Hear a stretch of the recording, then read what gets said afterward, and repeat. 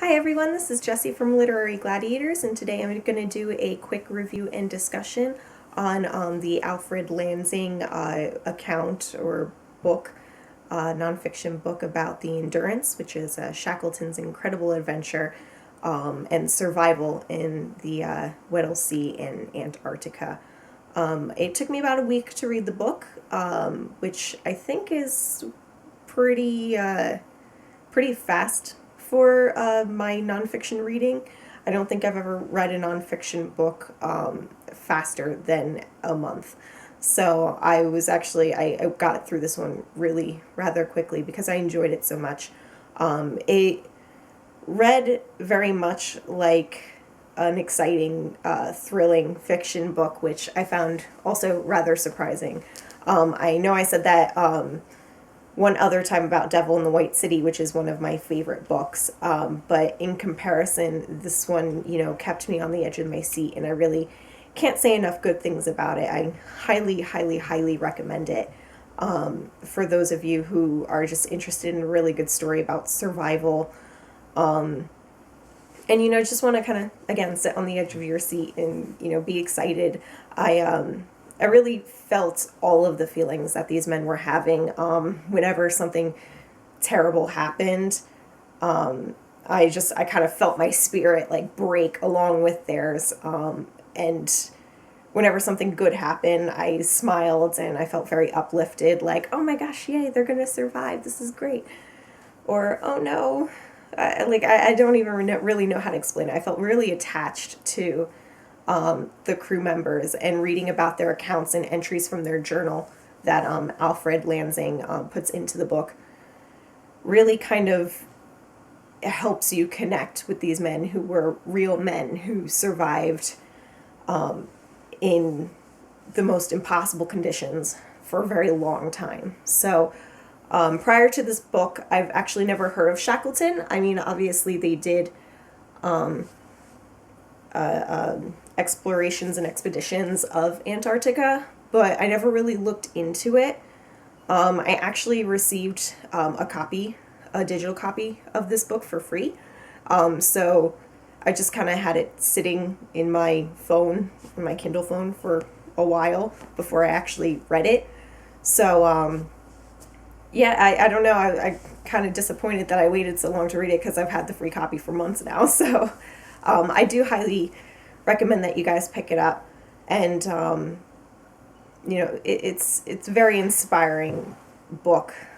I'm so at a loss for words. I do. I really, really, really enjoyed it. And I really hope you guys can go pick it up. For those of you who have read it, I am going to discuss it a little bit. So if you haven't read it and you just wanted the review, now's the time to stop watching.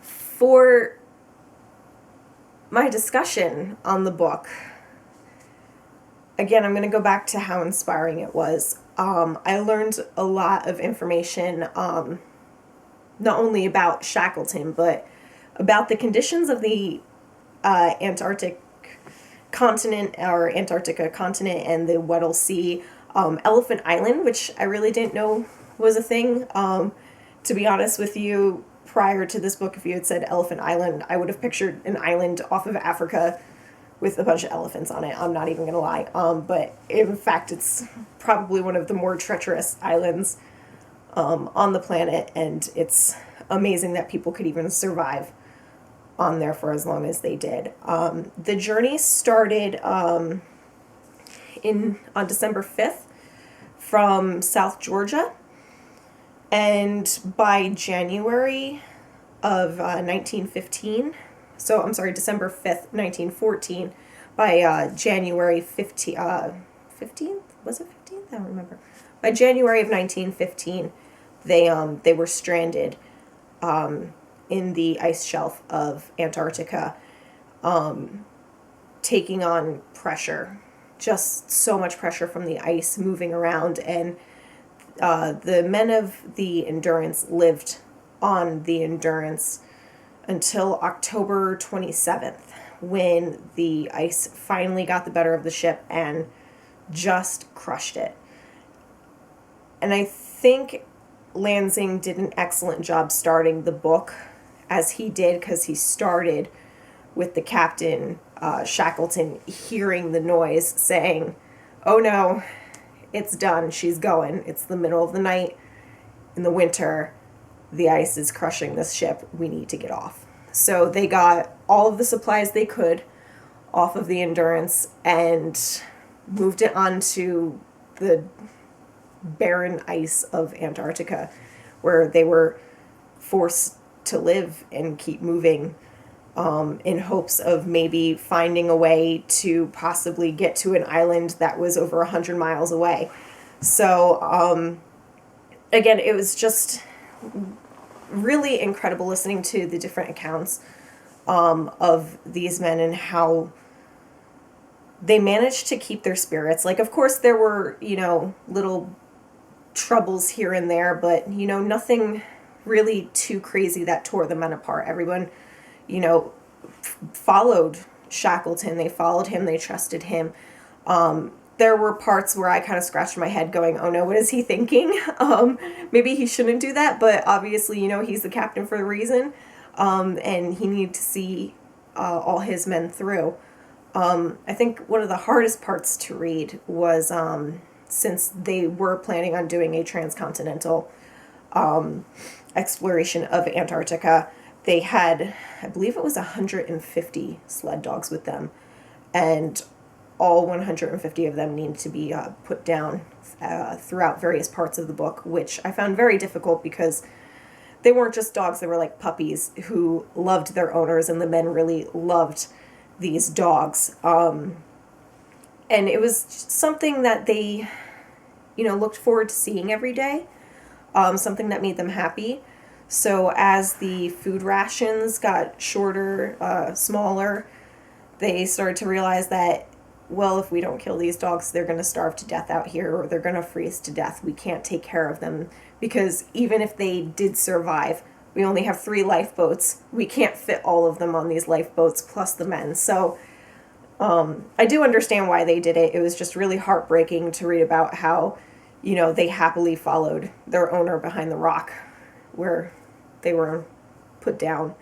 And I teared up a lot every time they mentioned that. They would only put them down a few at a time, just because they would still sometimes need the dogs to go back to the Endurance, who hadn't entirely sunk yet in the ice. So if there was anything that they needed more of, they could still go and get it. But as soon as the Endurance was completely taken by the ice, they didn't really need the dogs anymore. And it was a little upsetting. As an animal lover, I really didn't like those parts, but you have to do what you have to do to survive. After the dogs were put down, that's when things started to get a little harder for them, because they had to move everything on their own. And Shackleton made it very clear that anything you don't need to survive, you need to leave behind. So a lot of personal trinkets were left behind, things that they even needed, like barrels of flour, they even left behind at various places throughout the continent as they were trying to get towards the Weddell Sea. Again, that whole journey is so, I don't even know how, it's just amazing how much these men endured just trying to get to a place where it wasn't even really that much easier to live. I was very excited when a floe finally opened up and they were able to launch the boats. I was absolutely thrilled when everybody climbed into the boats and they were finally making it through. That section of the book alone was so exciting, and thrilling, I guess I should say, instead of exciting, because they weren't sure when the ice was going to close again, if their boats were going to be crushed, are they going to survive, what's going to happen in the middle of the night now that they're staying in the Weddell Sea, it's all full of ice. What happens if while we're sleeping the ice breaks apart underneath us? Are we going to fall in? What's going to happen? Lots of questions that you don't get the answers to until it happens, or if it doesn't happen. It's a lot. So when they do finally make it far enough away from Antarctica to not really have to worry about the ice anymore, that was also one of those moments where I'm like, oh my God, yes, they're gonna make it. They're gonna survive. They only have 50 miles to go to Elephant Island, so yeah, let's go. It was at that point when I decided, hey, maybe I should look up some pictures of Elephant Island and see what Elephant Island is. Because if it's not too far off the coast of Antarctica, I can't imagine that it's a very warm place where elephants would stay. So I looked up some pictures, and oh my goodness, there's not a flat piece of land anywhere on that island. So that encouraged me to just continue reading. Not that I wasn't going to, but it encouraged me to go, oh my gosh, how are they going to survive on this? How are they going to live? So Shackleton got all 28 of his men on these 3 boats, these 3 lifeboats, and sailed them to Elephant Island, where there's blizzards, gales, really, really strong gales. The sea just really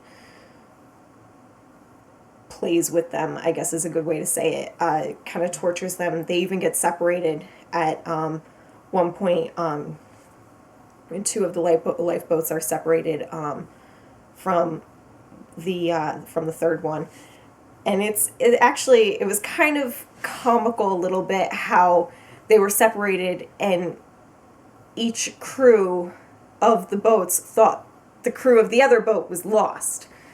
And then they happened to see each other. They had gone around the island at different areas, and they were both going to try to make land, or make for land in one area, and this crew decided not to, so they went 14 miles this way and just happened to see Shackleton and the other lifeboat. So I found that part a little comical, that they were, separated, and they almost would have never known that each other were on the island. That was, their stay on Elephant Island was really something, because you feel happy for them, because they're finally on land that isn't ice. It's finally like actual land. But they're there for all of like a half a day before they realize, oh my God, this is terrible. This is almost as bad as being on Antarctica, because the way the mountains are, the gale comes over and swoops down, and they're cold, obviously hungry. There's no shelter from the gales. It's just as easy to get frostbite on this island as it is to get frostbite on Antarctica. So they had a lot to really, endure there. And I believe it was after a week, Shackleton said, nobody's going to come for us. Nobody's going to even know we're here if they're not told, because Elephant Island isn't a place where people go for obvious reasons. It's an island, uninhabitable. People don't stay there. Animals stay there. So Shackleton got a crew together of 6 men to jump into one of the lifeboats, and this I couldn't even fathom, sail just under 900 miles northeast to South Georgia, where they first left in December of 1914. At this point, it is 1916. They left April of 1916. Yes, that sounds right. And 6 men in a lifeboat. I don't know. I just couldn't to me it was impossible. And the way the book set it up was I like how he talked about how the men who were left on Elephant Island, how every day they'd poke their heads out of the shack that they made to see if there was a boat coming for them. And every day from the moment Shackleton left until August 25th, they checked every single day, not even considering the idea that maybe Shackleton didn't make it. And I felt like that really showed the men's devotion to Shackleton. I felt like it really showed how much they believed in him as a leader. And I don't know, I was very touched by how much faith they had in him, where they didn't even consider that he didn't make it in a lifeboat going 900 miles away through the ocean. Like, that's crazy.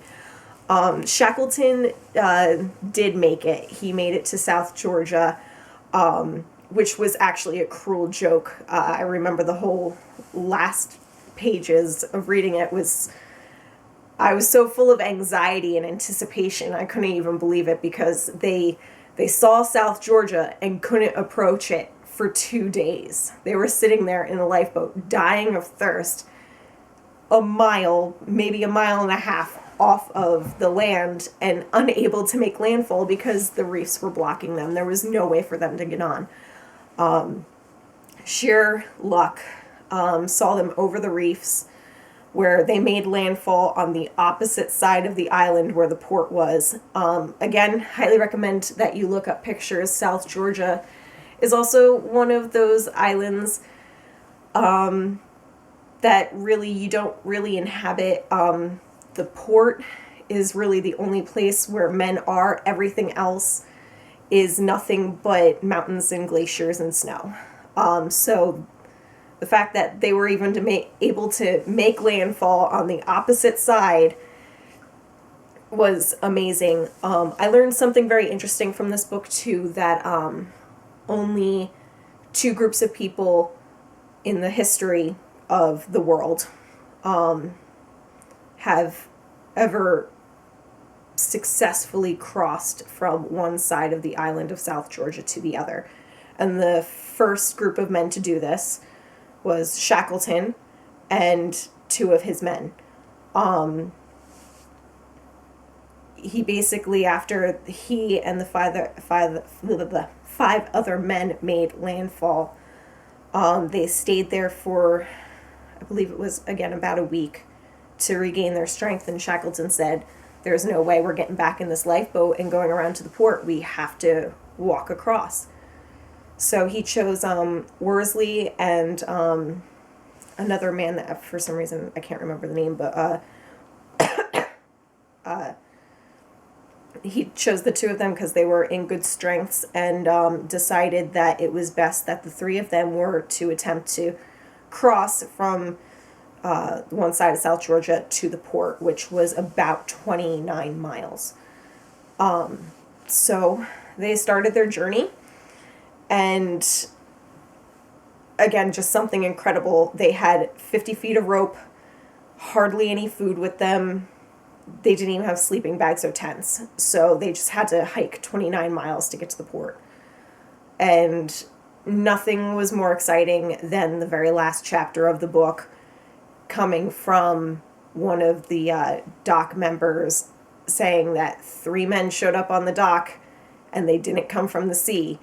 They came from the mountains, and they don't even look like men because they're so hairy and dirty, and their clothes are torn and ripped. And when he took them to the dock manager, he was basically in tears when he realized that it was Shackleton, because they all thought he and his crew were lost.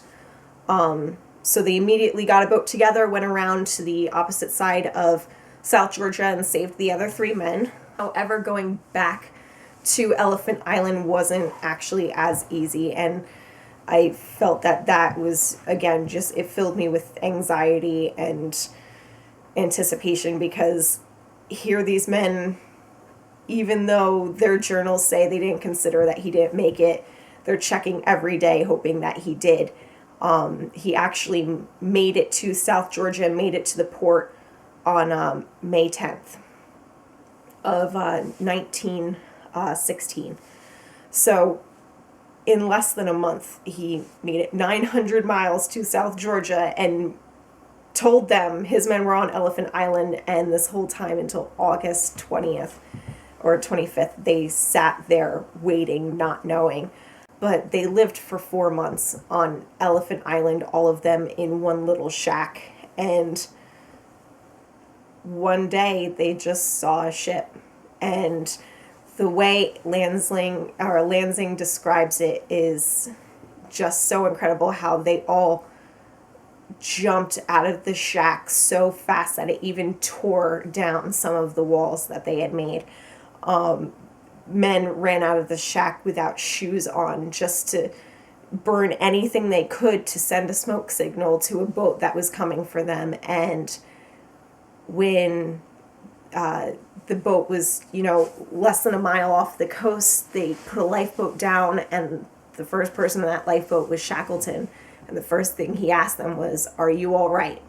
And I can't even say it. It made me so happy. Just picturing these men on this terrible island, cheering and jumping, and so excited to see that their leader not only made it but came back for them, and found a way to come back for them.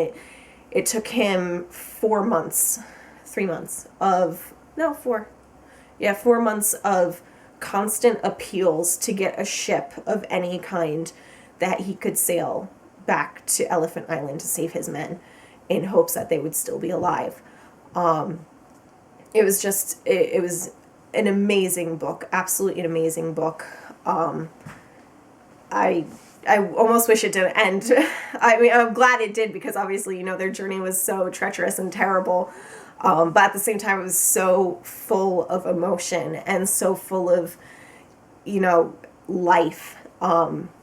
I feel like that's the best way to explain it. Just seeing that these men not only survived the impossible, but they did it in high spirits. And that was, I think, the best part about it, was seeing that they never gave up on their leader, their captain. They fully trusted him, and he didn't fail. He made sure they all survived, and they all did. All 28 members of the Endurance survived 17 months in the Antarctic continent, Weddell Sea, Elephant Island, however you want to say that area, the Antarctic area. Just amazing, absolutely amazing. I can't recommend the book highly enough. Again, if you look up pictures of Elephant Island, they actually erected a small head statue of him where the Endurance the Endurance crew survived for 4 months on their own. Again, just amazing. Guys, if you haven't read it, please do. For those of you who have read it, I hope that you felt the same way I did, just with all the different experiences that these men had, everything that they had to endure. And I hope you enjoyed my review and discussion. Sorry, it was a little all over the place. I can't say enough great things about this. I really enjoyed it. It has definitely made it to my top 10 of all time. Guys, have a great day. Looking forward to seeing everybody in the spring, and keep reading. Bye-bye.